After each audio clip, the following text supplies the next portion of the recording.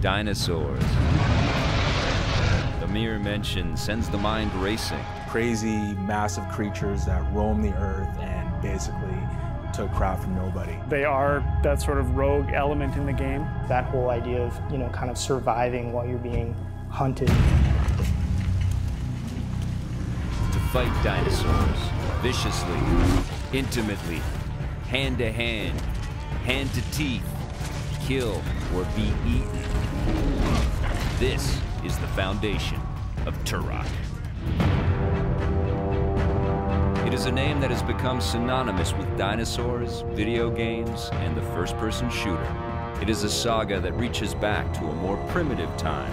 And although there are elements of familiarity in the tale, our story starts here in Vancouver, British Columbia, at game development studio Propaganda Games, the birthplace of the new Turok.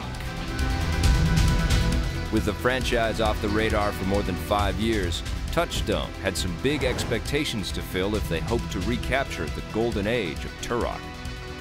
By acquiring Propaganda Games, they felt up to the challenge.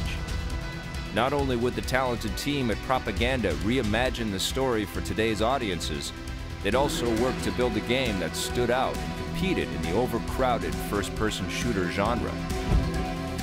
We heard a rumor, somewhere out there that they were in the works of acquiring the Turok license for a new game.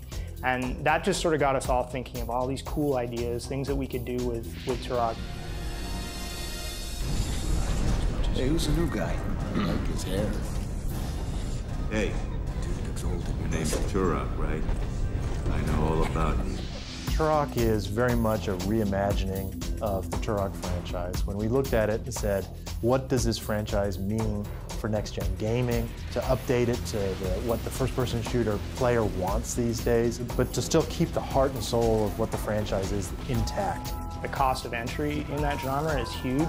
It was something that we entered into with a bit of trepidation. We really looked at all of the shooters that were out there and tried to take sort of best in breed as far as what the cost of entry stuff was, and tried to sort of match ourselves against each of those, and then bring things that were totally new to the genre.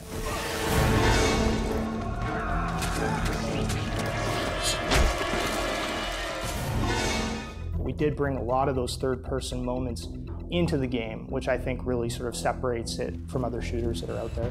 Over the years, first-person shooters have tried every conceivable adversarial gimmick, but in the end, it has always been simply player versus enemy. Turok, however, puts a unique twist on the genre by introducing a third, indifferent party into the fray. The most imposing of them all would have to be the T-Rex. It's the biggest, it's the baddest. It's probably the scariest dino in the game. It's big, it's imposing, it's scary. Just about everybody's first reaction is kind of fun, and a lot of times people just turn in the game and run away. In order to take down these behemoths, gamers are going to need a vast arsenal of cutting-edge weapons. But is that enough? The primal weapons in the game, the bow and the knife, are totally the best part.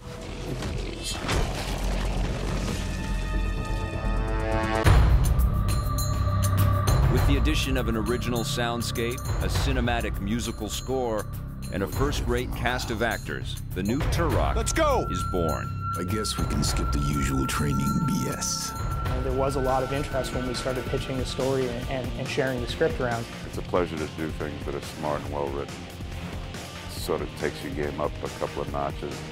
From an initial pitch to Turok's concept art, to the game's programming, and then product testing, we'll investigate every aspect of development.